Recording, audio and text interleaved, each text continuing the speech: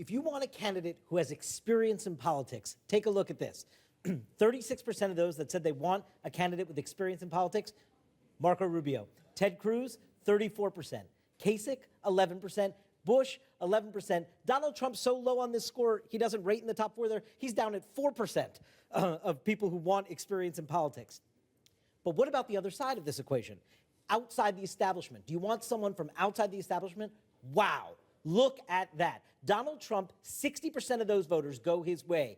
His next closest competitor, Ted Cruz, is 45 points behind on this score at 15%, Marco Rubio at 10%, and Ben Carson at 10%. Dana, the outsiders made up about 46% of the electorate today. So you're talking about nearly half the electorate, and Donald Trump wins them by 45 points because it is this outsider status that is driving his candidacy. And it is a mantra. I was at a Donald Trump event yesterday in Myrtle Beach, South Carolina.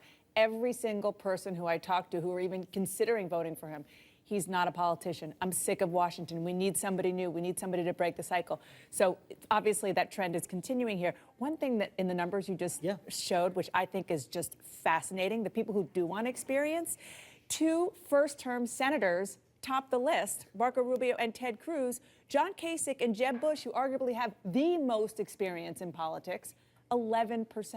So they're even the people who say they want experience, they're not going for the most experienced politicians. Those big resume candidates aren't actually getting any traction there with those voters. That's fascinating, as well as the fact that Ted Cruz, who's known to be the biggest outsider in the Senate, which I granted is an insider position, is only at 15% among the outsiders. He was trying to make the case you were saying before about how Trump and Cruz were really trying to split the same voters. Cruz is so far behind on that score. It is fascinating to see how he's been moved more as an insider than an outsider during this race. Because he has senator in front of his name and Donald Trump doesn't.